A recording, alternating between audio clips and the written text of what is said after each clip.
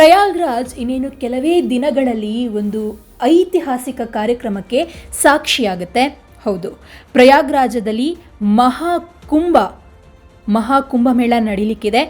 ಇದನ್ನು ತುಂಬ ಚೆನ್ನಾಗಿ ಮಾಡಬೇಕು, ಇದನ್ನು ಅತ್ಯಂತ ಉತ್ತಮವಾಗಿ ನಡೆಸಬೇಕು ಅಂತ ಹೇಳಿ ಉತ್ತರ ಪ್ರದೇಶದ ಯೋಗಿ ಸರ್ಕಾರ ಹಗಲು ರಾತ್ರಿ ಅನ್ನೋದೇ ಕೆಲಸವನ್ನು ಮಾಡ್ತಾ ಇದೆ.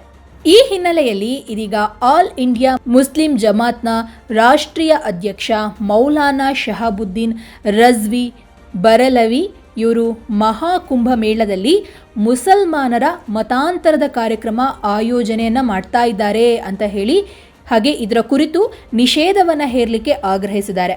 ಈ ಬಗ್ಗೆ ಮೌಲಾನಾ ಶಹಾಬುದ್ದೀನ್ ಅವರು ರಾಜ್ಯದ ಮುಖ್ಯಮಂತ್ರಿ ಯೋಗಿ ಆದಿತ್ಯನಾಥ್ ಅವರಿಗೆ ಒಂದು ಲೆಟರ್ ಅನ್ನು ಬರೆದಿದ್ದಾರೆ. ಮೌಲಾನಾ ಅವರು ಈ ಪತ್ರದಲ್ಲಿ ಮಹಾಕುಂಭಮೇಳದ ಸಮಯದಲ್ಲಿ ಮುಸಲ್ಮಾನರು ಏನಾದರೂ ಮತಾಂತರ ಆದರೆ, ಹಿಂದೂಗಳಾಗಿ ಬದಲಾದರೆ ದೇಶ ಮತ್ತು ರಾಜ್ಯದಲ್ಲಿ ವಾತಾವರಣ ಹಾಳಾಗುತ್ತೆ, ಹಾಗೆ ನೀವು ಮುಸಲ್ಮಾನರ ಕೋಪಕ್ಕೆ ಗುರಿಯಾಗಬೇಕಾಗುವಂತಹ ಸಾಧ್ಯತೆ ಇದೆ, ಹೀಗಂತ ಬರೆದಿದ್ದಾರೆ.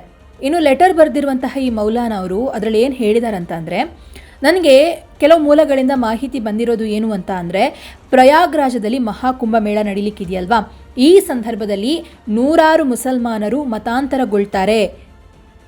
ಅದು ಕೂಡ ನಿಮ್ಮ ಅಂದರೆ ಮುಖ್ಯಮಂತ್ರಿ ಯೋಗಿ ನೇತೃತ್ವದಲ್ಲಿ ರಾಜ್ಯ ಸರ್ಕಾರ ಮತಾಂತರ ವಿರೋಧಿ ಕಾನೂನನ್ನು ರೂಪಿಸಿದೆ.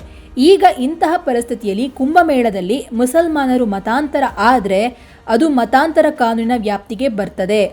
ಆದ್ದರಿಂದ ಮತಾಂತರದ ಕಾರ್ಯಕ್ರಮವನ್ನು ನಿಷೇಧಿಸಬೇಕು ಅಂತ ಹೇಳಿದ್ದಾರೆ. ಇನ್ನು ಕುಂಭಮೇಳ ಇದು ಒಂದು ಧಾರ್ಮಿಕ ಕಾರ್ಯಕ್ರಮ. ಇಲ್ಲಿಂದ ಯಾವ ಒಂದು ಮೆಸೇಜ್ ಹೋಗುತ್ತೆ ಅಂತ ಅಂದರೆ, ಸಮಾಜವನ್ನು ಜೋಡಿಸೋದು, ಒಗ್ಗಟ್ಟಾಗಿ ಮಾಡೋದು, ವಿಭಜಿಸೋದು ಆಗಬಾರ್ದು. ಇನ್ನು ನೂರಾರು ಮುಸಲ್ಮಾನರು ಮತಾಂತರ ಆದರೆ ಕಟ್ಟರ್ವಾದಿ ವಿಚಾರಧಾರೆ ಇರುವ ಮುಸಲ್ಮಾನ ಸಂಘಟನೆಗಳಿಗೆ ಮತ್ತು ಕ್ರೈಸ್ತ ಮಿಷನರಿಗಳಿಗೆ ಇದರ ದೊಡ್ಡ ಲಾಭವಾಗ್ತದೆ. ಈ ರೀತಿಯಾಗಿ ಪತ್ರವನ್ನು ಬರೆದಿದ್ದಾರೆ. ಆದರೆ ಕುಂಭಮೇಳದಲ್ಲಿ ಈ ರೀತಿಯ ಆಗುತ್ತಾ ಅನ್ನುವಂಥದ್ದೇ ಡೌಟ್. ಯಾಕಂತ ಹೇಳಿದ್ರೆ, ಆಗಲೇ ಹೇಳಿದಂತೆ ಯೋಗಿ ಆದಿತ್ಯನಾಥ್ ಅವರ ನೇತೃತ್ವದಲ್ಲಿಯೇ ರಾಜ್ಯ ಸರ್ಕಾರ ಮತಾಂತರ ವಿರೋಧಿ ಕಾನೂನನ್ನು ತಂದಿದೆ. ಹಾಗಾಗಿ ಈ ರೀತಿಯ ಕ್ರಮವನ್ನು ಯೋಗಿ ಆದಿತ್ಯನಾಥ್ ಸರ್ಕಾರವೇ ಮಾಡುತ್ತಾ ಗೊತ್ತಿಲ್ಲ. ಇನ್ನು ಮಹಾಕುಂಭಮೇಳ ಏನು ಸಮಸ್ಯೆ ಆಗದೆ ಚೆನ್ನಾಗಿ ನೆರವೇರಬೇಕು ಅಂತ ಹೇಳಿ ಯೋಗಿ ಸರ್ಕಾರ ಬಯಸ್ತಾ ಇರುವಂತಹ ಸಂದರ್ಭದಲ್ಲಿ ಈ ರೀತಿಯಾದಂತಹ ಕೆಲಸಗಳನ್ನು ಮಾಡಿ ಒಂದು ರೀತಿಯಲ್ಲಿ ಕೋಮು ಉದ್ವಿಗ್ನತೆ ಉಂಟಾಗುವಂತಹ ಕೆಲಸಗಳನ್ನು ಮಾಡೋಕ್ಕೆ ಯೋಗಿ ಸರ್ಕಾರ ಮುಂದಾಗುತ್ತಾ ಅನ್ನುವಂತಹ ಪ್ರಶ್ನೆಗಳು ಕೂಡ ಎದುರಾಗುತ್ತೆ. ನೋಡೋಣ ಮಹಾಕುಂಭಮೇಳ ಹೇಗೆ ನಡೆಯುತ್ತೆ, ಯಾವೆಲ್ಲ ಕಾರ್ಯಕ್ರಮಗಳಾಗುತ್ತೆ ಅನ್ನೋದನ್ನು ಕಾದು ನೋಡಬೇಕು.